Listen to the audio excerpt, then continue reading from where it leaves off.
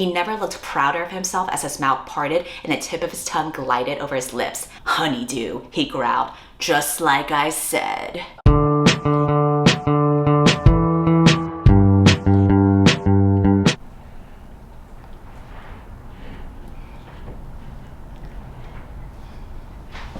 Today I'm going to be talking about From Blood and Ash at the expense of maintenance men possibly overhearing, which I'm low-key embarrassed about, but I will push forward for the content. I read this book a long time ago last year. I posted a review about it because I like to track my rating on Goodreads, but I noticed when I checked Goodreads to just refresh my memory about this book that Goodreads actually decided to hide my review from their page. In the past, I've had a lot of my reviews end up on the front page of Goodreads because they get a bunch of likes, which I always get self-conscious about because I don't like the idea of authors looking up their Goodreads and seeing what I wrote on there because I know a lot of them do. Fortunately, I realize now that if I make it clear that my opinions are not serious, they will hide it from their page even if it has the most likes. Case in point, my review for From Blood and Ash. When he said her coochie tasted like honeydew, I knew that one lick of my coochie IRL would kill this man. It got over 1,000 likes, but this is nowhere to be found on the front page. A similar example with A Quarter Silver Flames. I took an edible and now I'm too high to write this review. 4,500 likes, yet nobody can see it on the front page. I found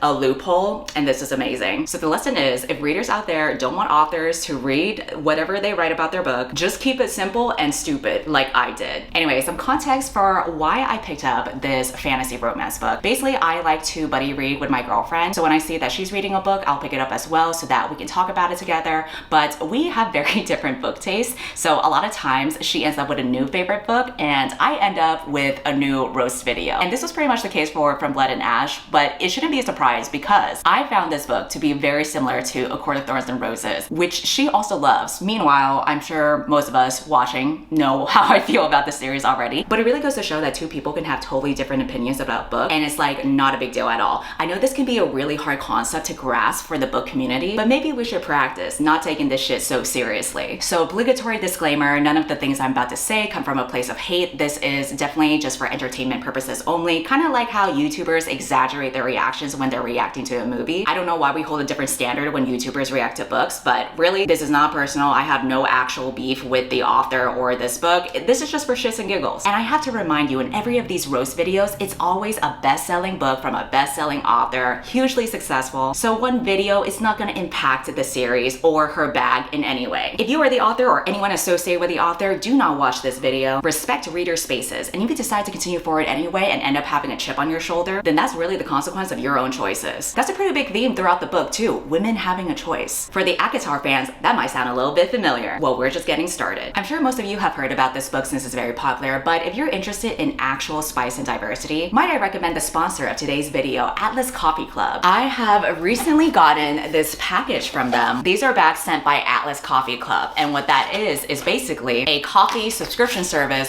that curates the top 1% of the world's best coffee, and it's roasted and grounded to your preference. What's cool about them is that they source from over 50 countries, so every month you get to try a new country, hence why I have Costa Rica and Brazil. Not only do you receive coffee from a new country every month, you also get a postcard from those countries and an info card that talks more about the coffee that you got from that country, the tasting notes of the beans, and what makes it super unique. They also pay above fair trade prices for their coffee, and there's a big focus on the sustainability impacts of the products and the local farming practices that happen. They have whole bean, ground coffee, K-cup, Nespresso pods. Like, it pretty much has you covered for a coffee lover. I have a special deal with this brand where you can get 50% off of your first order plus free shipping for your first month of coffee. All you gotta do is visit atlascoffeeclub.com/withcindy or click on the link in my description. All right, so let's talk about the book. I'm not gonna explain everything that happens in this story because this was over 600 pages. We don't have time for this shit, but I will highlight key events. And by key events, I mean just the parts that I can make snarky comments about. So, you know, the usual. So the main character in this fantasy series is a girl named Poppy, and ever since she was born, she was chosen to be put in this role of a maiden. And the role of being a maiden is basically someone that needs to be found worthy by the gods. So she needs to be super pure, untainted, waiting for the day of her ascension, which is a vague concept that doesn't really get explained. I'm sure it will get explained in a future book, but the point is the life of a maiden is extremely repressed. She's supposed to spend her whole life never being touched, never being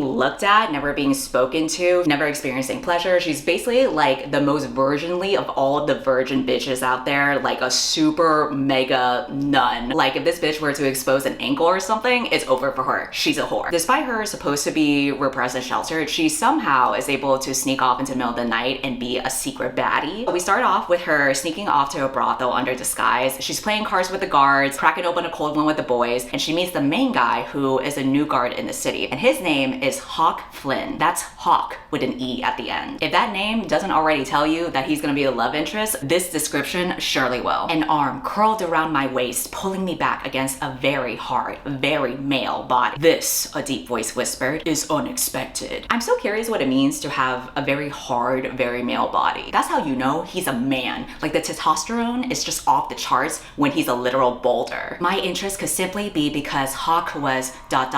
Well, he was beautiful. It wasn't often that could be said about a male, but I could think of no better word to describe him. He had dark, thick hair that curled at the nape of his neck and often fell forward, brushing equally dark brows. The planes and angles of his face made me yearn for some talent with a brush or a pen. His cheekbones were high and wide, nose surprisingly straight for a guard. Many of them had suffered at least one broken nose. His square jaw was firm and his mouth well-formed. The few times I had seen him smile, the right side of his lip curved up and a deep dimple appeared. If he had a matching one in his left cheek, I didn't know, but his eyes were by far his most captivating feature. They reminded me of cool honey, a striking color I'd never seen before, and he had this way of looking at you that left you feeling stripped bare. Girl, that is not a bodyguard. That is an Abercrombie model with a medical condition if his eyes are yellow. The man's either got liver disease or malaria and he needs to see a doctor. Best of luck to you, sir. My lips parted and my eyes widened. I had seen a man's chest before, but I'd never seen his. The muscles that flexed and bunched under the thinner shirts the guards trained in were now on display. He was broad of shoulder and chest, all lean muscles defined by years of intense training. I'm a little confused by how she has seen a man's chest before, and she's seen the physique of all the other guards in the kingdom, but this guy's chest is something that makes her so awestruck. I'm just saying, if his chest were actually unique, he would have something fucked up like 3 nipples or something. Give it something real to stop and stare about, you know? So he's talking pretty provocatively to her, which makes her realize that he's mistaken her for another girl because she's currently wearing a mask under disguise and she borrowed that same girl's cloak. So it seems like maybe they've hooked up before since he's talking to her in such a familiar way, and he's basically ready to hook up again with her. So even though he has mistaken Poppy for another woman, she doesn't really say or do anything when he's ready to make out with her. She's actually excited about it because she was low-key getting horny over his very normal looking chest. So he kisses her and she returns the kiss and starts grabbing onto him, and they have like this makeout session, and I'm like,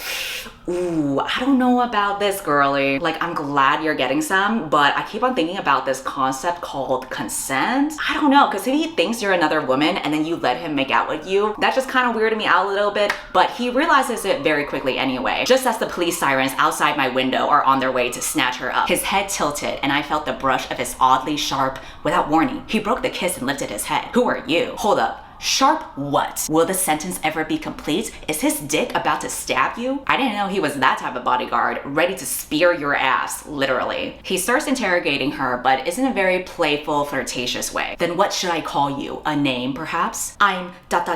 I'm no one. No one? What a strange name. Do girls with a name like that often make a habit of wearing other people's clothing? I'm not a girl, I snapped. I would sure hope not. He paused, lips curling down at the corners. How old are you? See, this is why it's so sketch to pretend you're someone else while making out with a guy that you just met. Because you don't know how old he is. But I'm glad that he's making sure that she's not underage. He's like, you will not catch me as James Charles over here. I'm not gonna be making an apology video. Fortunately, Poppy is of age, so they continue their banter. It's quite rude of you to barge into my room dressed as your lover? He raised a brow. I wouldn't call her that. What would you call her? Hawke appeared to mull that over while still sprawled halfway across me. A ...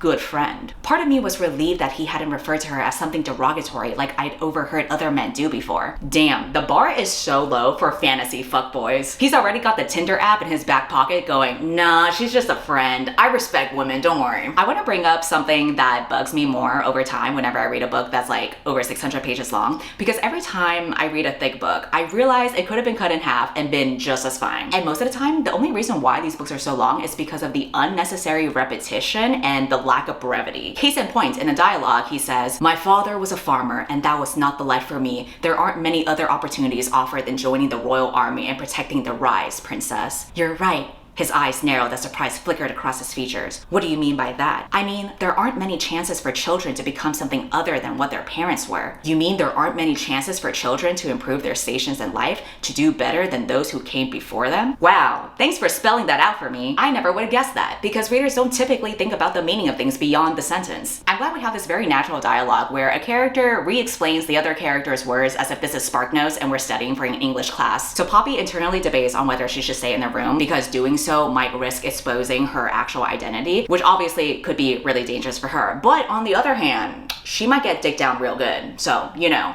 there are choices at stake here. But she rationalizes it and thinks, I'd had my first kiss tonight. I could stop there, or tonight could be a night of many firsts, all of my choosing. I find it ironic that she's framing all of these first things as her own choice when she didn't give him a choice on who he was kissing.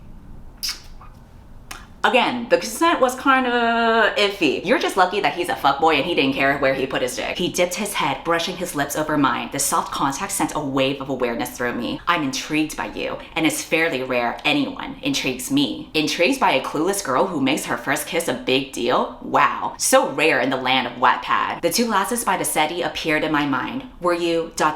Were you with someone before me? Why is she so caught up in monogamy or him possibly hooking up with another girl when she just met him? He was obviously looking for some other girl when she came in, and now she's willing to bed him. So like, why is this suddenly like a concern? But it's fine, because he says that he was meeting with a friend to catch up and it wasn't a hookup situation. The dismay eased, and I decided that he must be telling the truth. He didn't have to lie to have me when he could have any number of girls who would be eager to intrigue him. That's intrigue with italics. And we're gonna see the word intrigue mentioned constantly throughout this book. Because not only does Hawke think Poppy is intriguing and says it constantly, you can tell she also likes feeling special, and so much so that she can just easily believe whatever this stranger says. Before I could ask what he meant, I felt the wet, warm glide of his tongue through the thin, silken gown. I gasped, shocked by the act and by the rush of liquid heat it brought forth, but then his gaze lifted to mine as his mouth closed over the tip of my breast. He sucked deep and long, and the gasp turned to a cry that would surely embarrass me later. Sir, this is a Wendy's. Y'all just met and you're already sucking on her titty. And through the clothes too. She's not even naked yet. Is that sanitary? How long ago did she wash her clothes? Because if this is a medieval fantasy, that shit is gonna be rank. So as Hawke explores Poppy's body, he notices a dagger that is sheathed to her thigh. He goes ahead and pulls her dagger, and she argues to give it back to her. He asks her why she has it, and she explains that it was a gift from someone, and even though it's not socially appropriate for females to know how to fight and use a weapon, she still knows how to properly wield the dagger and defend herself. And Hawke is like, awesome, feminism makes me horny, so let's continue hooking up. Unfortunately, they are interrupted by a knock at the door,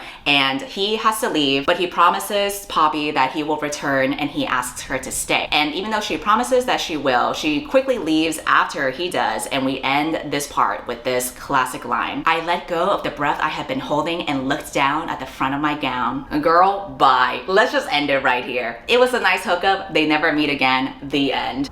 But if only. So now that we've established the most important relationship in this first scene of the entire series, which is hooking up with a random man, we can finally introduce the less important things, which is her female friendships. So Poppy's friend is a girl who was given to the royal court to serve as a lady in wait, which is a title that you get until you ascend. Again, we don't really know what ascend is supposed to be, but for the people who are drinking the Kool-Aid, they're like super excited about this and like devoting themselves to God. Also, as a lady in wait, she gets assigned tasks outside of preparing to join the court after ascension, and since the two of them are the same age, she was also assigned to be Poppy's companion. So her duties include keeping Poppy company to assist her with her bath or to help her get dressed. Basically kind of like a servant, and also she's the only black girl in the book, and also her name is Tawny. So I'm gonna pause and have us just sit with that decision right there.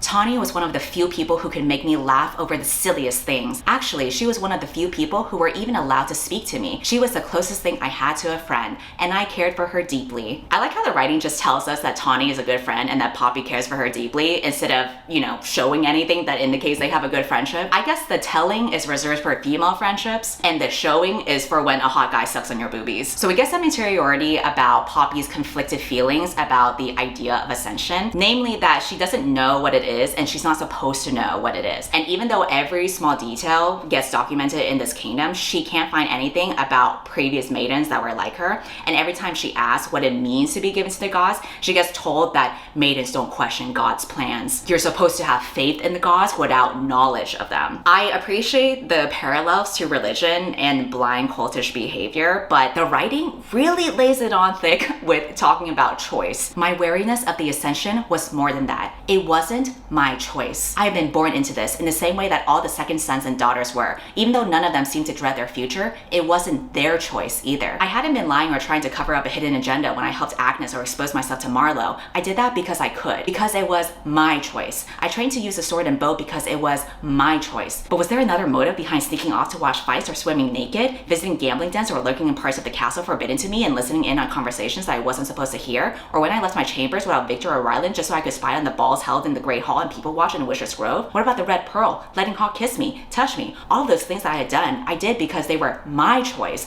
But ... Girl, we get it. You have agency. It's okay to just show these things instead of listing them all out and being like, by the way, that was my choice. Everything that I did was empowering because it was my choice. And people who do things that aren't their choice are less empowered because that wasn't their choice. Unlike me, who made a lot of choices, which represents taking control of my life and being a free thinker because I make choices and I am guided by my own choices. Do you get it? But let's not forget the real reason why you have a choice though. We all know it's because of Rhysand from A Court of Thorns and Roses. We really gotta give credit where it's due. He gave women choices and now here we are with the Sarah J Maas dupe. So there's a scene later on where Ryland, who is her personal guard, escorts Poppy to the garden. It's at the scene where Ryland is fatally shot with an arrow. An assassin appears and comes up behind her and tries to take her through this hidden section of the garden wall. But because Poppy has been secretly trained how to fight by another character, she grabs her dagger and stabs the assassin. He hears a whistle, so more royal guards are coming, and he runs away. So after hearing the commotion, the guards come out of the castle. They discover Poppy, who managed to hide the dagger beneath her gown, and Ryland on the floor because he's dead. And his death is supposed to be very devastating and shocking because he seemed like a nice guy. He got along with Poppy. He had like a nickname for her. They were basically friends. So obviously it's really sad for him to die so suddenly, and she's very much in pain about it.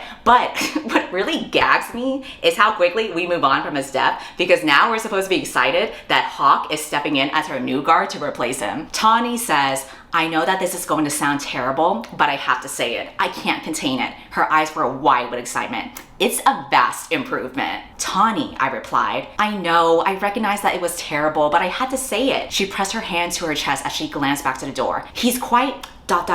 exciting to look at. Indeed. Girl, fucking chill. The man just died. The body ain't even cold yet. Now is not the time to be thirsting. What do you mean this is a vast improvement? That is so wild that you just get a replacement and your friend is like, damn girl, that was an upgrade for sure. RIP to this man, but we about to get some dick. The reason why they are so excited though and are saying that this is an upgrade is because actually when he gets initiated to be her new guard, there's a moment where the Duke tells Poppy to take off her veil to reveal the scars across the left side of her face. And the scars are there because she basically survived this vampire attack that killed her parents and left her behind with some disfigurement. Which is weird because if you look at some of the fan art that's out there, the scars are actually just like a few scratches, which is my personal gripe whenever people draw artwork of a character who's supposed to be disfigured, but they try to like yassify them in some way and they don't actually show the scars. Like, come on. Anyway, the Duke is an asshole because not only does he abuse her secretly, the reason why he even wants her to lift up her veil in the first place is so that he can make her feel ashamed about it. And he's ableist as fuck too, because he says one side of her face is a masterpiece and the other is a nightmare.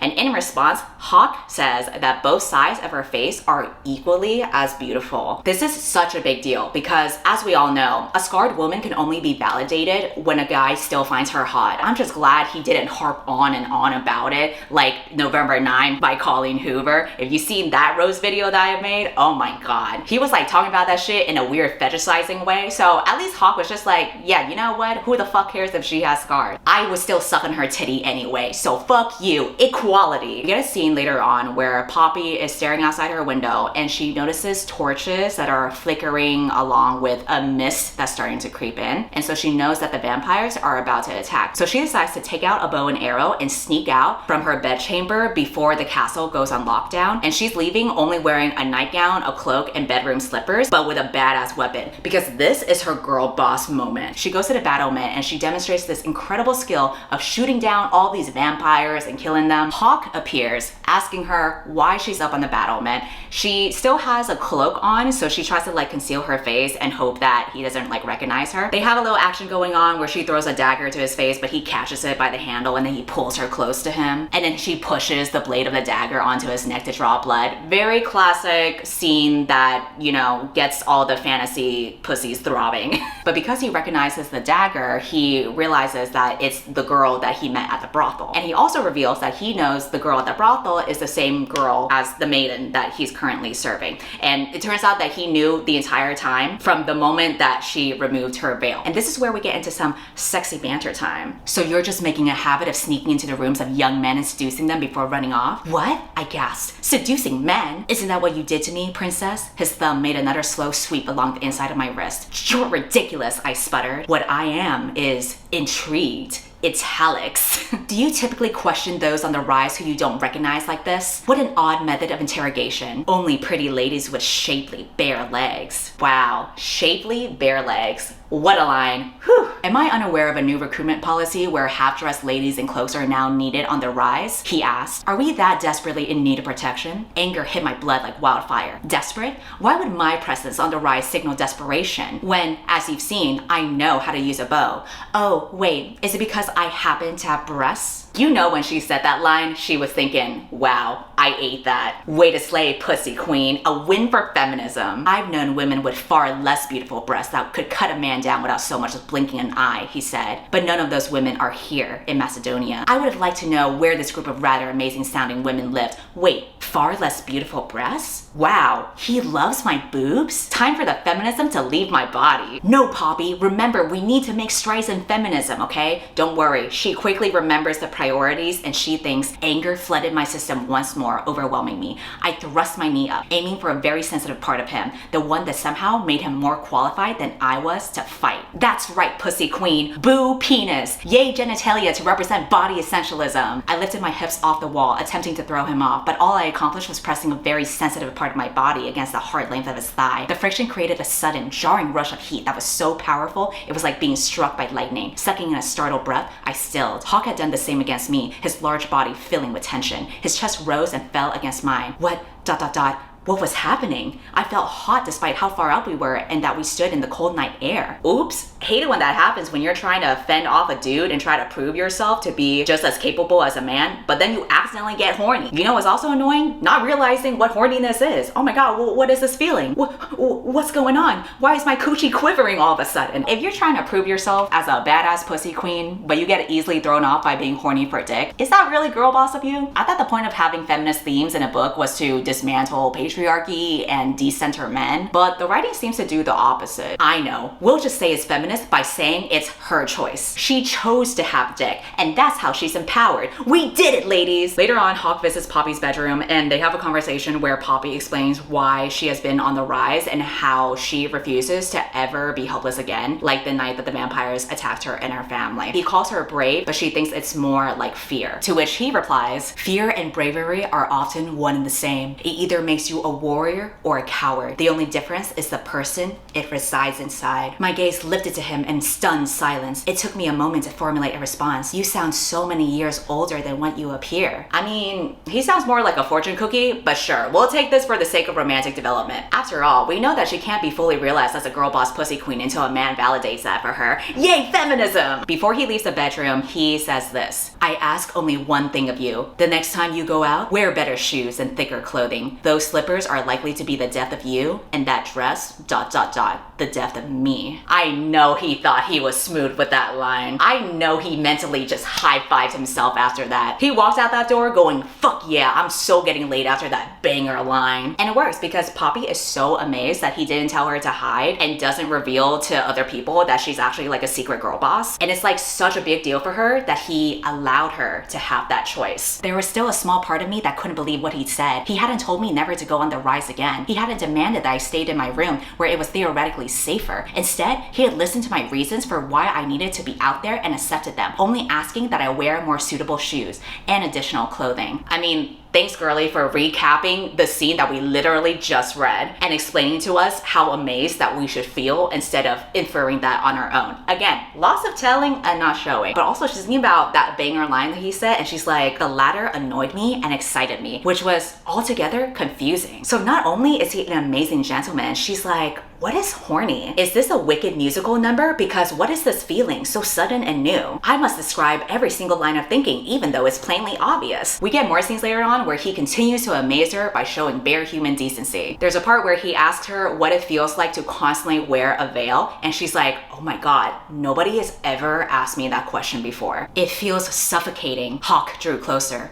Then why do you wear it? I didn't realize I had a choice. I looked up at him. You have a choice now. Wow, Rhysand is quaking. I love it when women have choices now that a man has told them they do. Classic, never gets old. We get more dialogue in the same scene that essentially repeats the same sentiment that we already know. I don't wear my veil when I'm in my room, and I don't expect anyone to come in other than Tawny. And I don't wear it because then I feel ...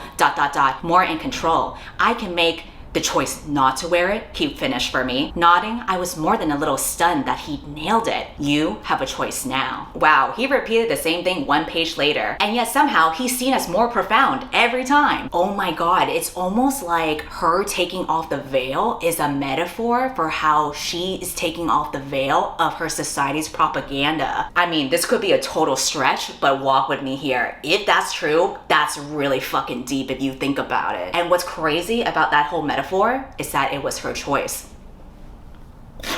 Boom!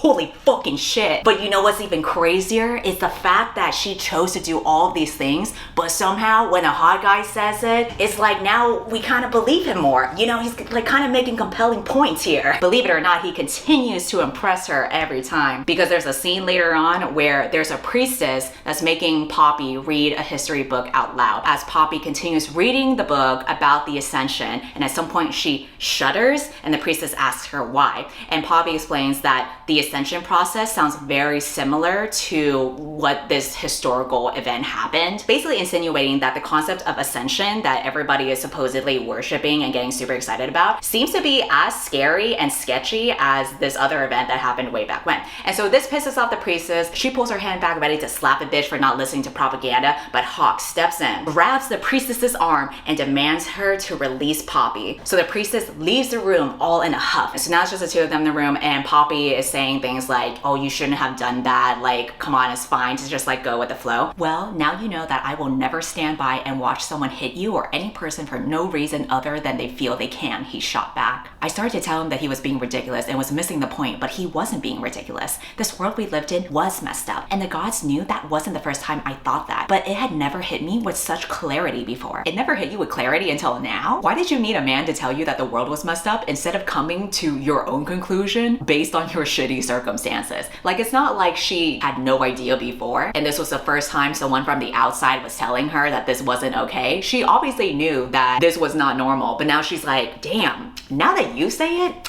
you really are making points here. But I get it. It's one thing to feel that way. It's another thing for another person to validate that. But I just feel like we are putting so much credit to this man here. And for a book that is supposed to be about empowerment for the main character, let's give yourself some credit a little bit. I feel like it would have been a better writing choice for the main character to come to that conclusion instead of having to wait for every single time she can be validated for every single thing by the man that she wants to hook up with. That's just me though. The priestess seems like a ... He paused and I glanced over at him. His lips were pursed. A bitch. I don't say that often, but I say it now. proudly. Ugh, love it when a man supports his woman by calling another woman a bitch. To be fair, she is clearly evil and obviously a shady character, but Poppy just wasn't aware of that until he validated that for her. I get it, she's sheltered and repressed from this cult that she's grown up in. I think where the disconnect happens is that she's obviously been rebelling and interacting with the outside world pretty regularly as a girl boss pussy queen, so I feel like she would have been more than capable of reaching to that conclusion on her own without needing a man to like tell that to her straight up. And he goes on and on about it, really spelling it out for her, because I guess she just didn't know. It seems to me that this honor that's been bestowed upon you comes with very few benefits. You're not allowed to show your face or travel anywhere outside the castle grounds. You didn't even seem all that surprised when the priestess moved to strike you. That leads me to believe it's something fairly common. You are not allowed to speak to most, and you are not to be spoken to. You're caged in your room most of the day, your freedom restricted. All the rights others have are privileges for you, rewards that seem impossible for you to earn. I opened my mouth, but I didn't know what to say. He had pointed out all that I didn't have and made it so painfully clear. Phew, thank God he cleared that up for you. It would have been way too difficult to use your brain and come to those conclusions yourself. Sure, she was already subconsciously thinking about those things, but somehow when a hot guy says it, I just believe it more. At some point later, Poppy is sneaking out of her bedroom to go search for a diary of this other character, but the whole point of this diary is to just show this character's sexual escapades. So this is basically like a smut book for her to read into.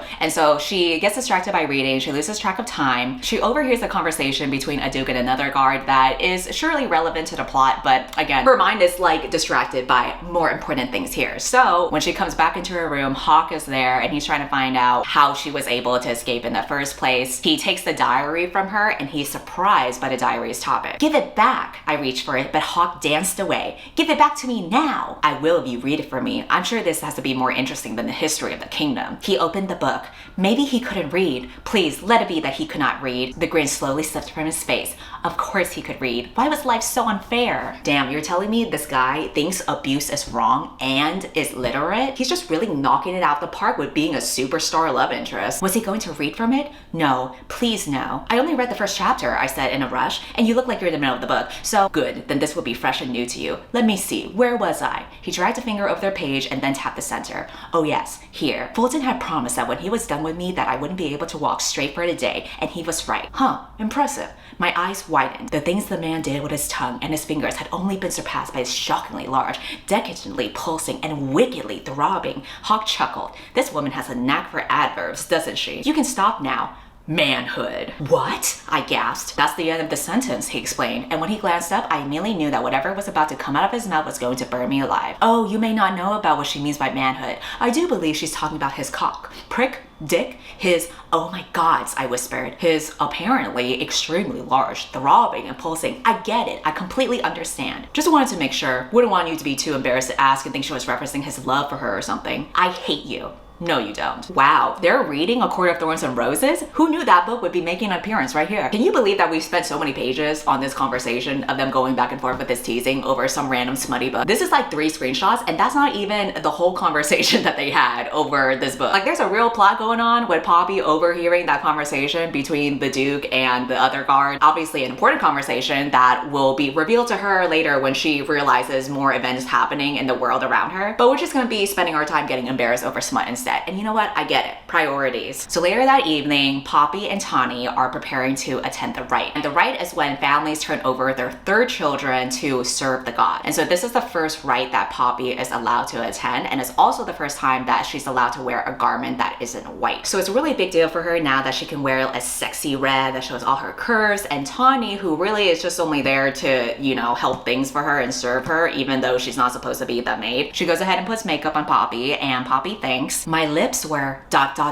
bright. I'd never worn paint on my lips or eyes before. Obviously, it wasn't allowed for me. Why? My skin was supposed to be as pure as my heart or something. I had no idea. Once the Duchess had explained it to me, but I might have zoned out halfway through that conversation. I like how part of why the world building doesn't get explained with all the ascension and the maiden stuff and the emphasis on purity and like these conversations that she keeps on overhearing is because she just doesn't pay attention to this shit. It's either because like the other characters don't tell her or she's just like zoning out. We love the ADHD representation here. This is a great trick that writers should do whenever they want to avoid adding any world building details. Why does our society do things, you ask? Fuck if I know. I was taking a nap. We get another interaction between Hawke and Poppy later where he leads her to the benches under a willow tree. So since they're outside and he wants to make sure that she's not cold, he pulls her into his lap. I don't want you getting too cold, he added, his breath warm against my temple. He was so much taller, even sitting as straight as I was, my head still didn't reach his chin. I feel like that's an important part of my duty as your personal royal guard. Is that what you're doing now? Protecting me from the cold by pulling me into your lap? Exactly. His hand was against my side, the weight like a brand. I stared at what I thought might be his throat. This is incredibly inappropriate. More inappropriate than you reading a dirty journal? Yes, I insisted, heat creeping into my face. No. His deep chuckle rumbled through me. I can't even lie. This is inappropriate. Then why? Why?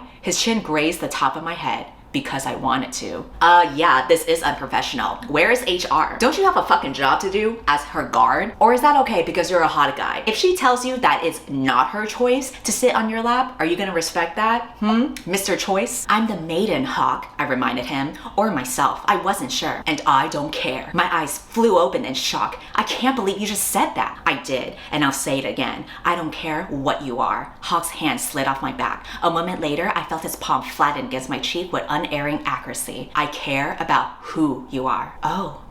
Oh, gods. My chest swelled so fast and full, it was a small miracle that I didn't float right out of his lap and into the willow. What he'd said, ... It had to be the sweetest and most perfect thing anyone could say. Girl, it's the low bar for me. He's like, I don't care what you are, I care who you are. In here. Oh no, not your heart. I'm talking about specifically your titties that I want to suck. You know, like the very beginning of the book before I even knew to learn who you are. The dialogue then goes back and forth between them talking about whether this whole conversation makes sense or not. We really get to understand why this book is 600 pages long because of these nonsensical conversations about whether they're even making sense. Yes, I am. It doesn't make sense. You don't make sense. I hit his shoulder or chest, some extremely hard part of him. Hawke grunted. Ouch. I so did not hit him hard enough for that. You're fine. I'm bruised. You're ridiculous, I retorted, and it's you who makes no sense. I'm the one sitting here being honest. You're the one hitting me. How do I not make sense? Because this whole thing makes no sense. Frustration rose swiftly through me, and I started to stand, but the hand on my hip stopped me. Or I let it stop me. I wasn't sure. Girl, for a story that's supposed to be about you reclaiming your agency, you don't even know what the fuck is happening most of the time. You don't know what's not making sense. You don't know which body part you're hitting. You don't even know if whatever motivation is because of him or because of you. You could be spending time with anyone, Hawke. Any number of people you wouldn't have to hide in a willow tree with. That's my point. It makes no sense. You can have a slew of willing participants in ... whatever this is. It would be easy, I said. Pretty Britta came to mind. I was sure he'd had her. You can't have me. I'm ... I'm unhavable. You ever deal with a person who has such low self-esteem, they make it everybody else's problem? Because we have hit a new low with I'm unhavable. Girl, stand up. I get it, she's repressed, but this whole conversation is way longer than it needs to be for her to just be like, you want little old me? How could he ever? I'm not allowed to do this, any of this. I shouldn't have done what I did at the Red Pearl. It doesn't matter if I want, and you do want. His whisper danced over my cheek. What you want is me. My breath caught. That doesn't matter. What you want should always matter. Wow, I love it when a woman gets freed from patriarchy once a man allows her to be, because she doesn't want to succumb to patriarchy. She just wants to succumb to one man. You're right, I could find someone who would be easier. Ladies or lords in wait who aren't burdened by rules or limitations, who aren't maidens I'm sworn to protect. There are a lot of ways I could occupy my time that don't include explaining in great detail why I'm choosing to be where I am with whom I choose. The thing is, none of them intrigue me. You do. And then, because we have to repeat unnecessarily every single time, the same sentence gets repeated right here in italics. You intrigue me. It's really that simple for you? Nothing is ever simple. And when it is, it's rarely ever worth it. Then why? I'm beginning to believe that's your favorite question. Maybe, my lips twitch, it's just that ... Gods, there are a lot of reasons why I don't understand how you can be this intrigued. Girl, get the fuck over it. Take a goddamn compliment and let's move the fuck on from this conversation. My face heated and I sincerely hoped he couldn't see it. I hated saying it, but it was a reality. You've seen what I look like. You're just used to assholes like the Duke. He may be an ascendant, but he's worthless. My heart dropped. You shouldn't say things like that, Hawke.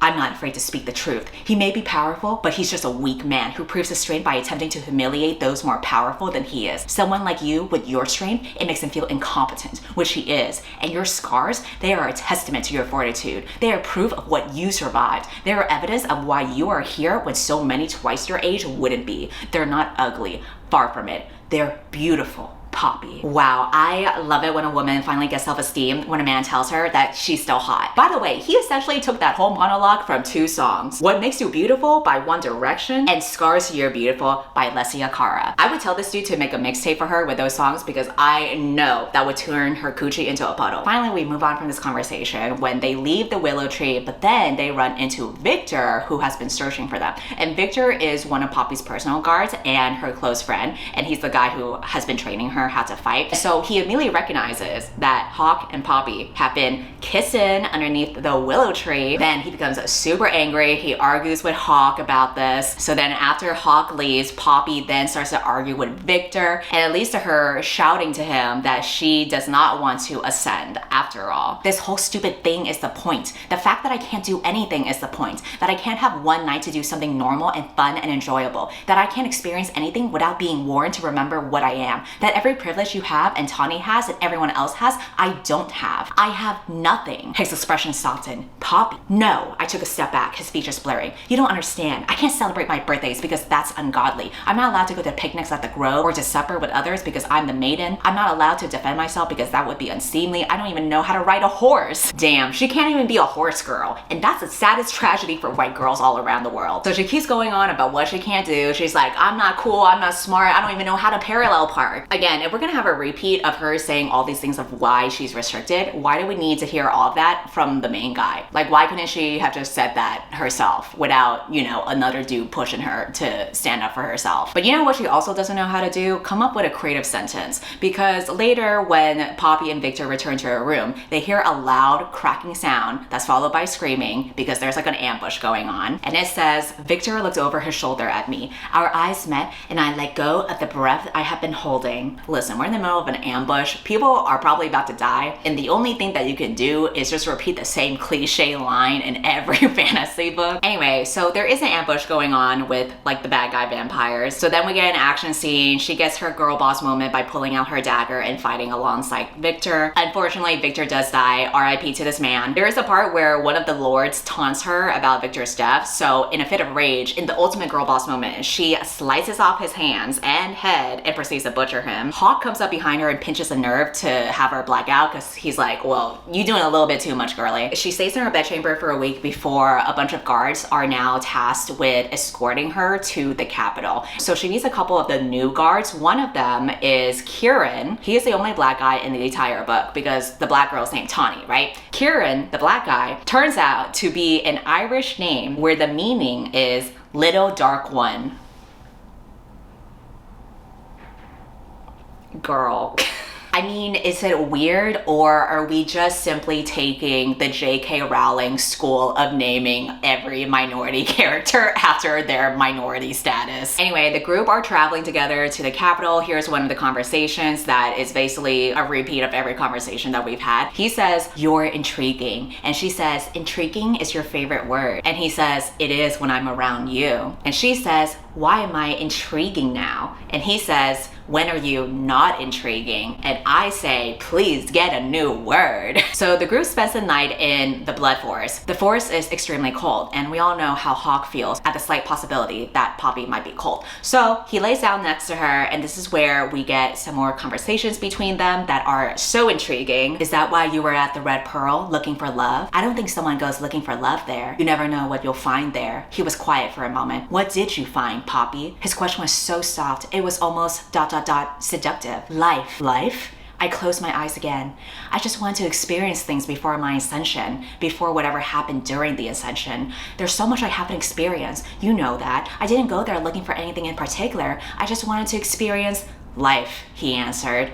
I get it. Bitch, that's what she just said. Not him taking credit for her basic answer. So basically she came to the Red Pearl, the brothel, for her eat, pray, love moment. She wanted to live, love, laugh. Strange choice to do that at a brothel, but maybe her options were limited. Hawke insists that Poppy should go to sleep, and she says, sleeping on the hard, cold ground of the Blood Forest, waiting for a craven to attempt to rip my throat out or a Barrett to eat my face isn't exactly soothing. A craven will not get to you, neither will a Barrett. I know, I have my dagger under my bag. Of course you do. I smiled into the night. I bet I can get you relaxed enough that you sleep like you're on a cloud, basking in the sun. Theoretically, if they are in this strange forest that's literally called a blood forest, and we know that this world exists with bad vampires out there, wouldn't falling asleep or being seduced enough to the point of falling asleep make you more vulnerable? Like if you're being seduced based on what he's implying, like what, are they gonna get naked? That's like your most vulnerable right there. Imagine you die and you don't even have clothes on. That's embarrassing. And this is how he chooses to soothe her. The hand that had been dangling in the air was suddenly flat against my upper stomach, startling me. My head jerked back around. What are you doing? Relaxing you, he said, and all I could tell was that his head was dipped. How is this relaxing me? Wait, and I'll show you. I started to tell him that he didn't need to show me anything, but then his hand began to move in slow, small circles. My mouth fell shut. Somehow he had gotten that hand between the folds of my blanket, through the cloak and under the sweater to move against my thin undershirt. He moved his fingers in small circles, first in small, tight ones, and then larger arcs until his fingers reached below my navel and his thumb almost brushed the undersides of my breast. All he was doing was rubbing my belly, but it was new and different, and it felt like ...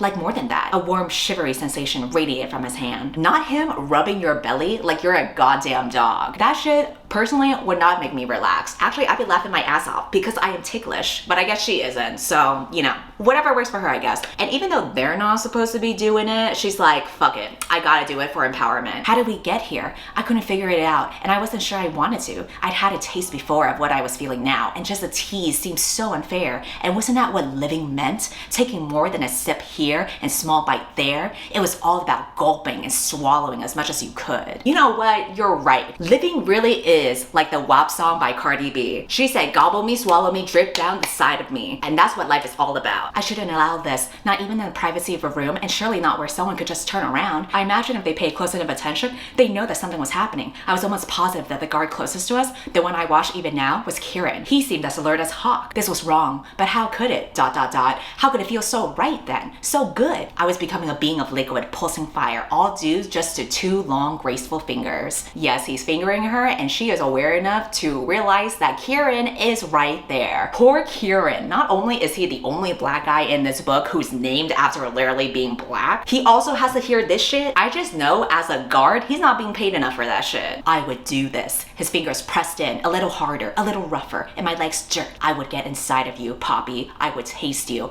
I bet you're as sweet as honeydew. What really befuddles me is that honeydew doesn't taste like anything. So why this comparison? And how did he even reach that comparison anyway? Because if these are medieval fantasy times, I just know that coochie is rancid. I personally would not be placing bets on the flavor being honeydew. But that's just me. I don't know. He seems to have a good grip of these things, literally. So he helps her out as the new personal Poppy pussy popper, and she is having such a great time, such a blast, literally, like she comes, right? And then she thinks, I thought maybe I should say something. But ...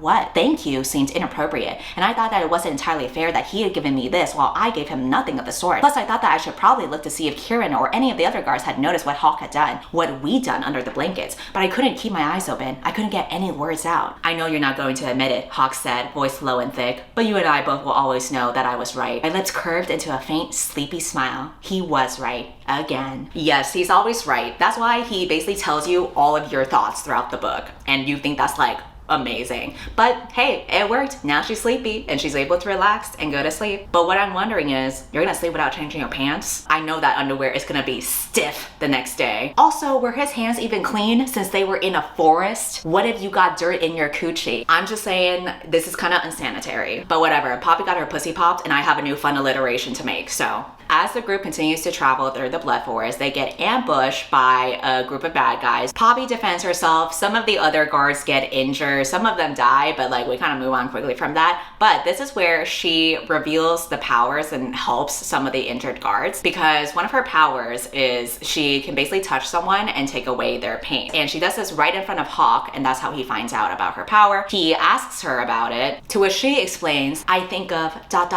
happy moments and feed that through the bond my gift establishes through the connection. Hawke stared at me some more. You think happy thoughts and that's it? Well, I wouldn't say it like that, but yes. That's really it.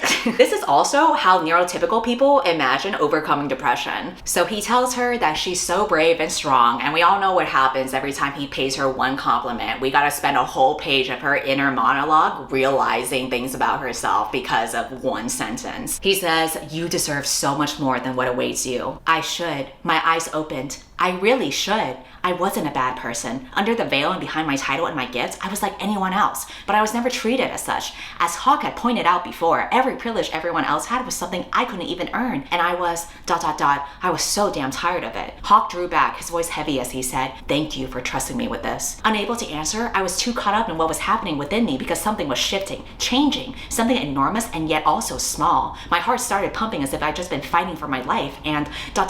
dear gods, that's what I was doing, right now, fighting, not for my life, but to be able to live it. That was what was clicking into place inside me. Maiden or not, good or bad, chosen or forsaken, I deserve to live and to exist without being cloistered by rules I never agreed to. Oh my god, it's almost like her fighting for her life physically is a metaphor for her fighting for her life figuratively. This is so deep. She is truly living her live, love, laugh era. So with these brand new revelations, later on, she realizes that she doesn't want to ascend, she doesn't want to be the maiden anymore, and she decides that when they arrive at the capital, she's gonna tell the queen and go into exile, because she's like, fuck this shit ain't worth it. I just realized what it means to be an independent woman, and she plans to ask Hawke to go into hiding with her, because she's like, fuck it, I know what I want, and that's some good dick. So later when Hawke arrives into her room, she asks him to spend the night with her. And he kind of is resistant at first because he's like, well, if I do spend the night, you're no longer going to be a maiden. Because the whole point of being a maiden is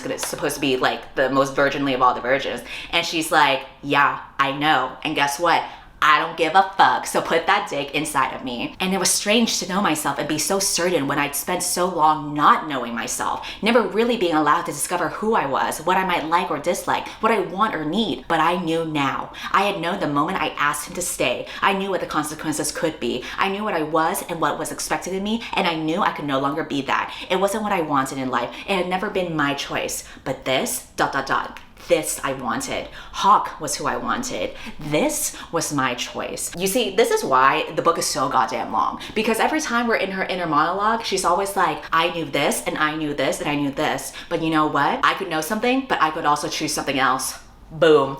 Boom, mic drop. I was reclaiming my life, and I started long before him, when I demanded to be taught how to fight, and when I made Victor include me when he went out to help the curse. Those were significant steps, but there have been smaller ones along the way. In a way, they were even more important. I've been changing, evolving, just like the gift I was forbidden to wield, but remained determined to use. It was in every adventure and risk I took. It was in my desire to experience what I've been told was not for me. I like how the writing explicitly tells us that she's reclaiming her agency and just keeps on hitting us over the head with it instead of just showing her simply choosing those things. It's like, yeah, girly, we were there with you the entire time. You don't have to spell it out for us. She's like, oh my God, by deciding to add 2 with 2, that equals 4. By deciding to go from point A to point B, I arrived to point B. That was why I'd initially stayed in the room at the Red Pearl with Hawke. It was the way I had met the Duke stare and smiled at him when I'd been unveiled. It was when I spoke to Lauren for the first time, and when I went out to the Rise. My evolution kept me quiet as the Duke delivered his lessons, and when I sliced Lord Mazine's arm and hand and head from his body, I'd been cutting through the chains I never chose to wear. I just hadn't realized it then. There were so many little steps over the years, and especially in recent weeks. I didn't know when it had finally happened, but I knew one thing for certain. Oh my God, it's like by her chopping the chains, literally, she was chopping the metaphorical chains of patriarchy. Do you guys fucking get it? Do you get it? It's really hard, but if you read between the lines, you could see that there's symbolism in there. Also, I like that her first choice of being an independent woman free of patriarchy is to choose a man. She's like, yeah, that's why I chose to be with him.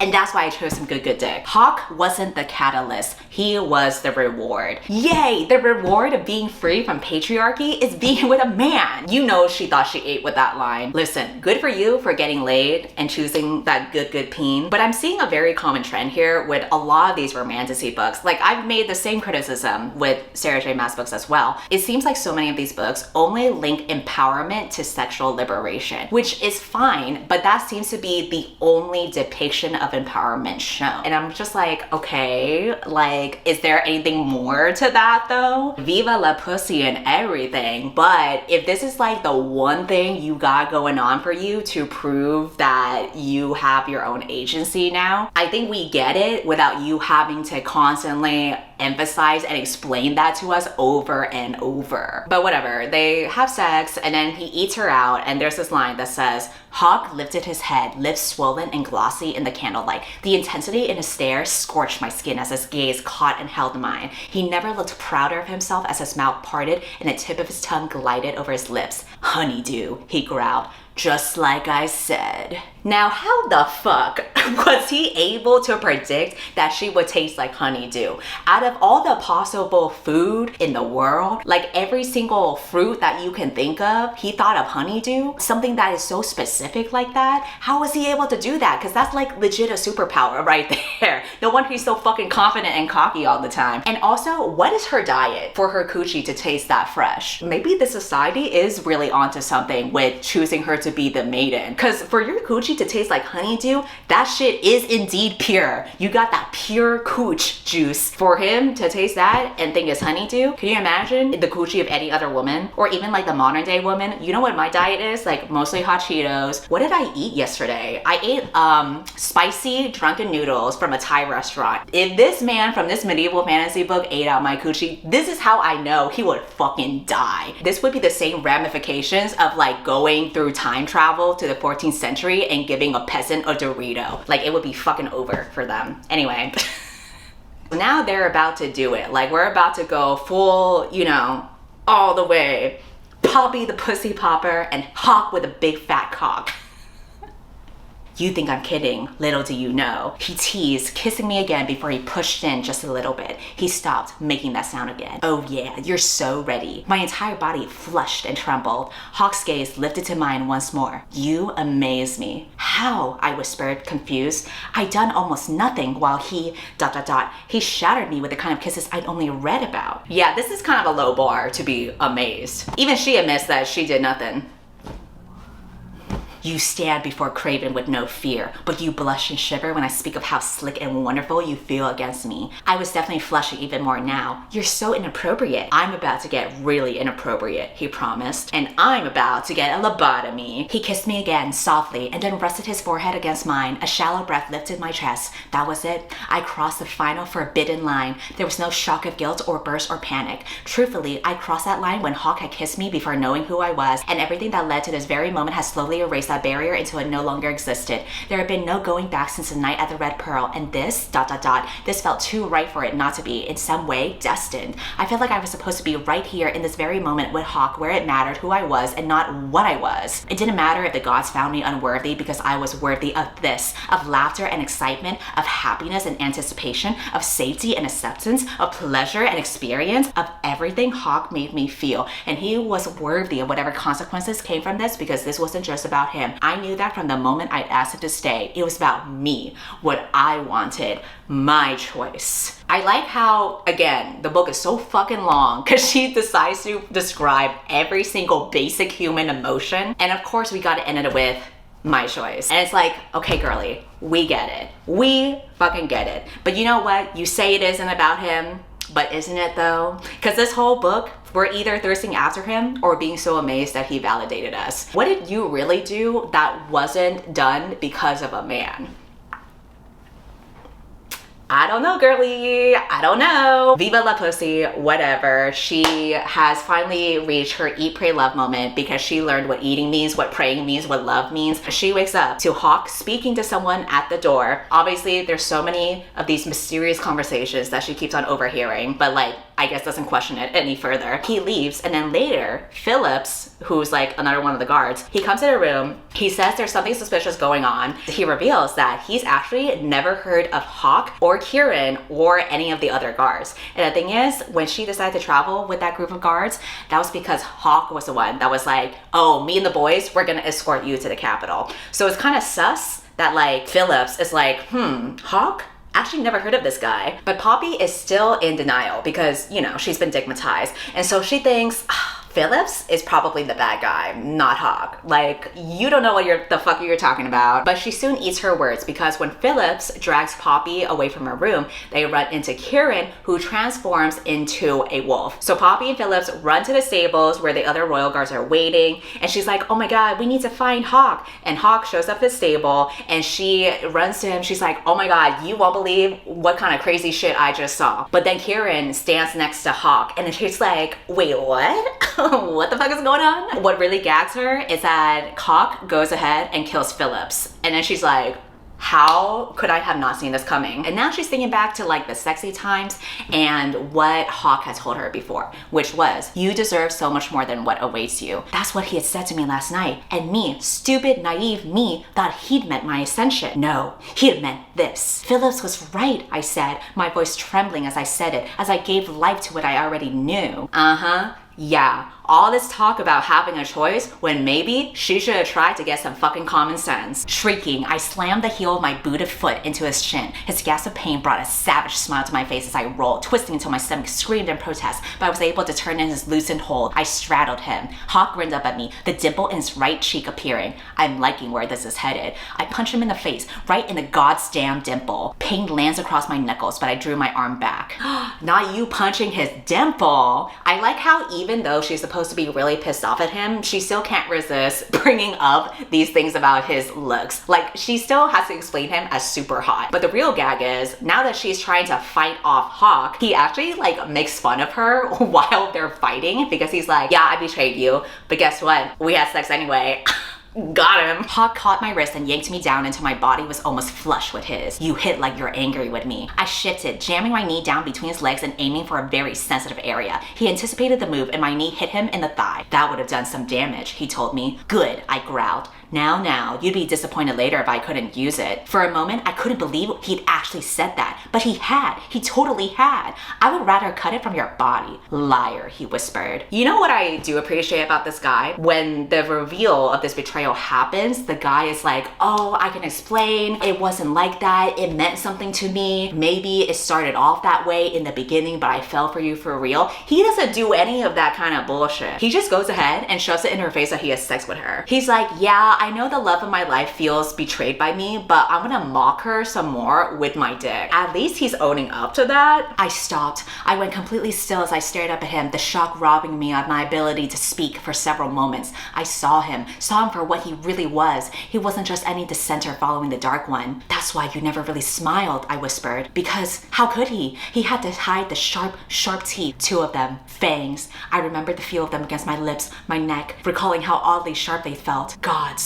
I mean, there were more obvious signs that he was a vampire other than him not smiling. You know, like when he'd say that he used to be in love with someone, but that was like a long time ago, felt like centuries ago. Or like when he would randomly disappear for no seemingly nefarious reason. Or why he's like automatically super fast and good at everything. But sure, it was because he never smiled. You know what would be funny? If there was a book that had a character who thought someone was a vampire because they never smiled, but it turns out that person just had braces and they were really subconscious about it. Anyway, so Poppy gets put into the cellars. Hawke visits her later to try to help stitch a wound that she got during the whole fight that she had when she was trying to escape. I'm fine standing, thanks. Impatience brims just under the surface as he stalked towards me, basket in hand. Would you rather I get on my knees? I don't mind. His gaze dropped as he bit down on his lower lip. Doing so would put me at the perfect height for something I know you'd enjoy. After all, I'm always craving honeydew. This man is sick. Sick! But I will say, It is kind of funny. You know how fucking messed up it is that you ate someone out and you said that her coochie tasted like honeydew, and then you betray her and then you bring up honeydew again? The only thing that would make this even more sickening is that, you know, he feeds her to try to make sure she's still alive, and he feeds her honeydew. That would have gagged her for sure. Anyway, so he explains his background story about how he's a vampire, and she says, "You're still a monster." And he says, "I am, but I wasn't born that way. I was made this way. You asked about the scar on my thigh. Did you look at it closely, or were you too busy staring at my cock?" "Shut up," I screamed. "You should have noticed that it was the royal crest branded on my skin," he said, and I guessed it had looked like the royal crest. Are you telling me that this girl saw very clear signs on his literal body every single time that they were making out, doing the deed, whatever, and she didn't even notice that he was like a vampire or a bad guy because she was literally too horny? This is just like a whole new level of digmatized. So later on, Poppy gets stabbed by another character. Kieran picks her up and carries her back to the castle. Hawke tries to save Poppy when they realize how bad the wounds are,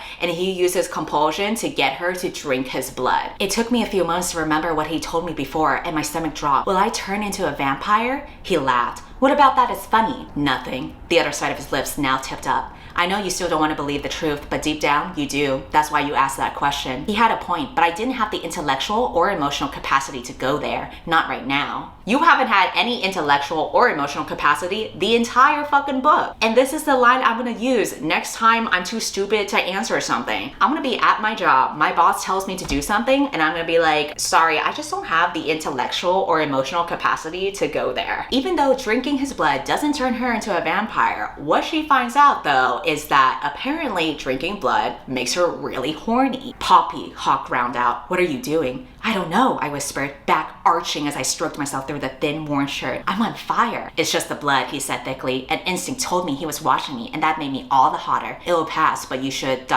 You need to stop doing that." I didn't stop. I couldn't. My thumb rolled over the pebbled hardness, and I sucked in air. It reminded me of what Hawke had done, but he used more than just his hands. I want him to do that again. Intense pulsing ache between my legs twisted my insides, hips shifting. I pressed my thighs together, but that didn't help. The pressure only made it worse. "Hawke?" "Poppy, for the love of the gods." Heart thrumming, I opened my eyes, and I'd been right. His gaze was fixed on me, on my other hand, the one that had a mind of its own and was slipping down my stomach. "Kiss me?" Taut lines formed around his mouth. "You don't want that." "I do." My fingers reached my waist where the breach escaped. "I need it." This girl is doing so much right now. She's like, I absolutely need that dick. Does it make any biological sense? No. But for the sake of romantasy vibes, we are just gonna roll with it. But at some point, she breaks out of the horny fogginess and comes to. And she remembers at some point Kieran had referred to Hawke as Castile, and that turns out to be his real name. So that makes her realize that Hawke is the dark one, Prince Castile. That's like the ominous bad guy that they've been talking about throughout the entire book. So she grabs her dagger, stabs it in the heart, cries, apologizes about it, and runs away into the woods. But of course, she's never gonna be able to outsmart or evade him, considering the fact that he literally had to explain the concept of agency to her throughout the entire book. He was quickly able to catch up to her, grabs her from behind, tells her he cannot be killed with a stab to the heart, so that was like all for nothing. He proceeds to bite her, and then they end up having sex in the snow. And the way that this happens is so ridiculous. Basically, it says, his mouth opened, but I lifted my legs, curling them around his hips. Taking advantage of his surprise and tapping into my own anger, I rolled him onto his back, fully intending to leave him there, but I hadn't foreseen what the move would do when I rocked back. I sank down on his length, my body shockingly flush with his. My shout ended in his groan as I planted my hands on his chest. Gods, the fullness was almost too much. "Oh," I whispered, taking ragged breaths. That awkward moment when you're trying to fight off someone and then you accidentally sit on his dick. Oh my god, so embarrassing. Hate it when it happens, but you know, life. After that whole scene, she realizes that she had no regrets. And the book ends with Hawke, who we now know as Castile, telling her that they will now be heading home because he has discovered by biting her and tasting her blood that she is actually half Atlantean. And honestly, at this point, I kind of forgot what Atlantean meant. It just means that she comes from some ancient bloodline. But the point is, you know, she's more special, if you can believe it or not. He says that they must return to Atlantia in order to marry. And that's how this first book ends. The last quote that I want to share is this moment where Kieran tells her, "Are you going to bathe yourself?" And she says, "What if I don't?" And he says, "That's your choice. So in conclusion, Poppy the Pussy Popper and Hawke with Big Fat Cock are a couple. Presumably, I don't know, this is just book one. There's like a million books in this series, so who knows? Maybe we're gonna pull another A Court of Thorns and Roses and she's gonna have a new love interest, but I don't care enough to continue, personally. If anyone wants a continuation of this video, sorry to disappoint, but that would not be happening. Why? Because these books are fucking long and I can't go through that shit again. However, if it's any consolation to you, the next book roast that I am going to be talking about is Haunting Adeline. I have no idea how long this video is going to be, but I do know it's going to be a pain in the ass to edit. So again, if you made it this far, I hope you appreciate the work that I put into this. I will see you next time. Hope you're well. Be sure to eat your fruits and vegetables, and most importantly, honeydew. Goodbye. I just want you back there moving on me. I'm not sorry, can we move, baby? Got my love for free, yeah. We don't have to stop there, got it, use it, baby, drop it and get loose on